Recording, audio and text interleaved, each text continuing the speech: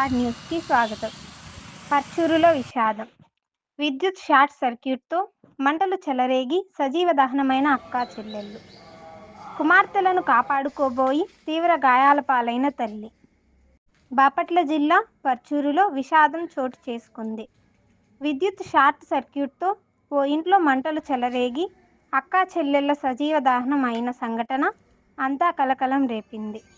వివరాల్లోకి వెళితే పర్చూరు రామాలయం వీధిలో విద్యుత్ షార్ట్ సర్క్యూట్తో దాసరి వెంకటేశ్వర్లు ఇంట్లో అర్ధరాత్రి అగ్ని ప్రమాదం సంభవించింది. వెంటనే తేరుకున్న తల్లి కేకలు వేయడంతో చుట్టుపక్కల వారు వచ్చి చీరాల అగ్నిమాపక సిబ్బందికి సమాచారం అందించారు.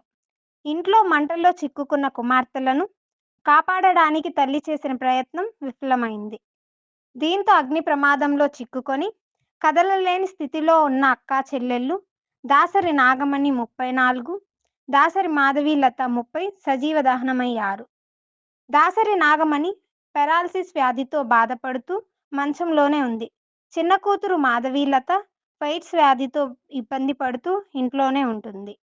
తండ్రి స్థానిక లారీ ఆఫీసులో వాచ్మెన్గా పనిచేస్తున్నాడు. ఉన్న ఒక్క కుమారుడు శ్రీనివాసరావు లారీ క్లీనర్గా పనిచేస్తూ ఇంట్లో అందుబాటులో లేడు.